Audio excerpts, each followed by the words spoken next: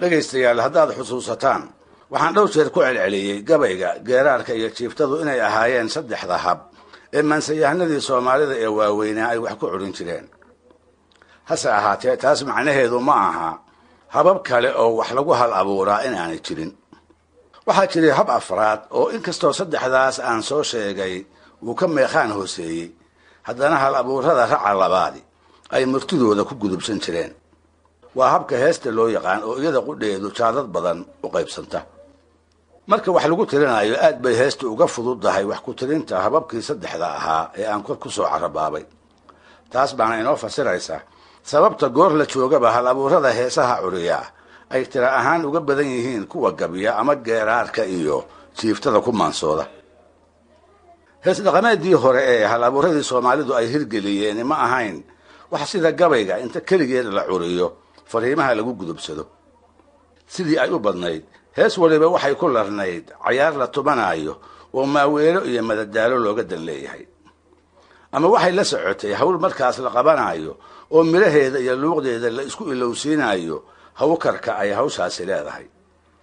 iyada oo taas maskaxda lagu hayo ayaa toddobaatanadii qarnigii 20aad waxa ay cilmi baarayaashii akademiyada cilmiga iyo fanka ee xamar ku ooli jirtay hees dhaqameedda Soomaalida u qaybiyeen laba jaar oo ay u kala bixiyeen hees hawleed iyo hees cayaareed. si haddaba aan u ogaano heesahaas labada jaar loo qaybiyey kuwa ay yihiin, waxaa lama huraan noqonaysa inaan tusaale ka bixiyo mid walba heesaha soo hoosgeli kara anigoo hees hawleedda soo hormarinaya. guud ahaan reer miyiga Soomaalidu heesihii ay ku luuqayn jireen xilliyada ay ku foogan yihiin hawlaha canaabta badan ee ay noloshooda ku tiirsanayd welina ay ku tiirsan tahay waxaa ka mid ah kuwa xoolaha sida geela, looda, ariga iyo maqashiisa iyo fardaha, kuwaasoo la qaado marka la aroorinayo ama la shubaayo ama la fulinayo ama la geedigelinayo ama la daajinayo ama galbihii la agaasimayo oo la meeracayo ama baxadihii loo dhigay fiidadkii loo hoynayo. ogaarta lafteedu sida gorayada, cawsha, biciidka, sagaarada iyo wixii la mid ah waxay leedahay heeso u gaara oo ay maanyo ku magacaabaan. waa heesaha ay dabatada Soomaalidu qaado marka ay ogaarta dagayaan ama intay awrta u rartaan ay ku sii socdaan barhimada ay ku badan tahay. waxaa kale oo iyaguna hees hawleedda kuwa ugu caansan ka mid ah heesaha canalulista, badartumista, maqalwadista, kabda samayska, caruur maaweelinta, salsalka oo ah heesta awrta u gaarka ah looguna luuqeeyo kolka la raraayo iyo wixii la mid ah.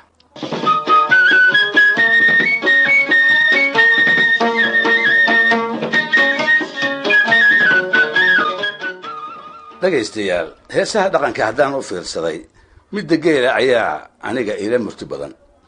wax walba oo meesigaas ku saabsan ayay geeljiruhu heestaas ku sheegeen. waxay ku faahfaahiyeen sida ay u jecel yihiin dhibta iyo hawkarka ay dhaqashadiisa ka mutaan, dheefta ay ku qabaan iyo dagaalada dhiigga lagu daadiyo ee markiisa horeba lagu soo xirogeliyo. sidaa darteed gaf weyn ayuu gelayaa cilmi baaraha doona inuu wax ka barto xiriirka Soomaalida iyo geela u dhaxeeya, isla markaasna aan daymo u yeelan dulucda iyo murtida heesihiisa ku soo arooray. nasiib darro heesahaas indhawaale iyo in la xusatoona lama tirin oo geelshirihii sida dhabta ah geelshiraha u ahaa ma joogo. waayo hore ayaa geelshirihii hal abuurka ahaa u dambaysay. waxaa heesta geela curin jiray raggii biraha idil horweynka iyo haleelada dhex joogi jiray ee aan tuulooyinka u saqaafi jirin, cunto magaalana aan hunguri ka geli jirin. waxay heesta geelu ku bulaali jirtay loona maciinsan jiray shubaasha ceelasha dhaadheer. haatanse waraha iyo barkadaha sidii geela loogu aroorsaday ee looga waraabsadayba heestiisa dhawaaqa dheerayd ee ay doobabku isu jiibin jireen sooma ay dhowaan. gadiirka iyo guuxa matooradii ay waayadii hore hashu ka carari jirtay ayaa si degdega wuxuu u bedelay codadkii quruxda badnaa ee ay ku soo hiran jirtay, biyahana ay ku dudubin jirtay. waxaa haddaba inala gudboon inaynu iska iimaansanno heesahaas inaha inaga soo gaaray ee geelshirihii hore ay curiyeen, kuwaasoo nasiib wanaag boqolaal lagu hilaadin karo. haddaba heesahaas oo sidaan soo sheegay lagaga hadlo dhib iyo dheef waxa uu geelu leeyahay, isla markaasna aad loogu ammaano, waxaa ka mid ahaa marka ay caanabadnidiisa ay tilmaamayaan oo heesta ku sheegayaan oo ay odhan jireen geesi gacantiyo garbaha weyn gaari guudka iyo gambadaa weyn goray gudihii iyo gumbadaa weyn. mar kale waxay yidhaahdeen anoo suub iyo soobir maalaan seexan waaye sac nin haystiyo sagaaraystiyo sabool ariluhu sabaankii dheer see u nool yahay. mar kale waxay yidhaahdeen weligu waa isla caanihii candha saab weyn oon sidar ahayn soo siday suub. meesha uu noloshoodu geela kaga jiro iyo marka ay sheegayaan waxay odhan jireen geerida haween guud la firo iyo guursi laga qaad, geeridaydana guryo baa'i iyo gablan laga qaad, geeridaadana gorof maran iyo gaajo laga qaad. dhibta dhaqashada geela ku sugan marka ay sheegayaan oo heesta ku sheegayaan iyo waraabintiisa dhibaatada ku jirta iyo cirweynadiisaba waxay odhan jireen saaka hiirtaa hubka loo dhigay oo haddana weli soo horaydiyo hooda la hayaa. mar kale waxay odhan jireen saan u fooraray miyay farihii iyo feerahayguba fool xumaadeen. isla subaashii marka ay sheegayaanna waxay odhan jireen jeeru sacabada sarta kala baxo amuu saraaraha suuman adag iyo seeda kala jaro sidaas kuma tago. si aada ayay soomaalidu geela u jeceshahay. taasna waxaad ka dhadhamaynaysaa heesihii ay tiriyeen soomaalidu geeljilaha ahay marka ay subayaan iyo sideedaba marka ay arrimaha geela ka hadlayaan. matalan waxaad ka soo qaadaa habeeda geela oo ah kaadida sibraha geela ku hadha inta ay ciidu qabsato oo markaa waa un kaadiya, laakiin geeljiluhu waa waxay u tahay wax u udgoono ay ku sumbaxsadaan. waxay ula mid tahay cadarrada kuwa ugu udgoonka badan iyaga. markaasi waxay yidhaahdeen umul wiiliyo aroos maahide maxaa uunsigu kaaga soo ura. mar kale oo ay jacaylkiisa muujinayaan waxay yidhaahdeen weynidaayo wanaagsanidaah waxse kuu dhiman adoo waaro aan wadbar ahayn.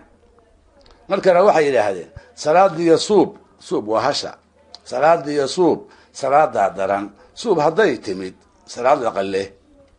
way u duceeyaanoo waxay yidhaahdaan markay u ducaynayaan oo bahalku inuu cuno iyo haddii alla kuu ronya ay uga baqayaan ayuu wuxuu yidhi ninka geeljilahay wuxuu yidhi adoo fiid fulay fiid dambeed fulay bahal fara weyn libaax loo filay kaama daba fulo. mar kale wuxuu yidhi haaruu shalay maray oo ku kala haray hadkii kama dhace. waxaa heesta geela aada uga buuxa oo ay ku sheegaan geeljiluhu in dagaal iyo haddii alla kuu ronya dhib mooye aan geela si kale lagu soo xarayn karinoo siismo iyo qabow aan nina geela xero ka buuxsan karin. markaasi waxay yidhaahdeen meel xinjiri taal oo rag ku xarbiyey xayaad ololaay. mar kale yidhaahdeen xarbi nimaan gelin oo xabada ridin soo xerayn waah. mar kale waxay yidhaahdeen dab nin qaatoo duula mooye aan duceeyiyo diin qur-aan iyo diiqo lagu waah. marka kale waxay yidhaahdeen sidii culimada looma cabanine caarad dhuub iyo caraa lagu helay. dhegaystayaal ka sokow heesahaas la qaado jeerka qofka reer miyiga ahi uu waxuun ku hawshoon yahay. waxaa iyaguna jira kuwo kale oo sidaan soo sheegay wadar ahaantooda hees cayaareedda loo bixiyey. sida had iyo jeer ay kuwaas hore ula socdaan qabashada howlaha kala kaanka ah ee bulshada ayay kuwanina cayaaraha hidaha ugu mataansan yihiin. waxay goorna walba ku lamaansan yihiin cayaaraha lagu madadaasho ee ay reer miyigu tuntaan, gaar ahaan kolkay inta aaranka tahay ay dhallinyaradu habeenadii isugu timaado goobo aan reeraha ka fogeyn, halkaasoo jiibta jaanta iyo sacabkaba ay si wacan isula helaan. haddii aan idin magacaabo qaarka heesahaas ugu magac dheer waxaa ka mid ah saarka, jaandheerta, batarka, dhaantada, gadoonka, walasaqada, kabeebeyda, waalada, beereyda, shiribka, dowladamiinka, buraanburka, haanta, shamalka iyo kuwo kale oo badan. degaan walba oo Soomaaliyeed waxaa laga yaqaan mid ama laba ama ka badanba. sida qaybaha maansada caadada u ahna cayaar kasta heesteedu waxay leedahay luuq u gooni ah iyo astaamaha lama huraanka u ah tixda Soomaalida, sida qaafiyada, miisaanka iyo habdhaca dareenka qofka soo jeedan kara. maxaa haddaba ku soo kordhay muddada dheer hababkii ay maansayahanada iyo hal abuuradii Soomaalidu wax ku culin jireen?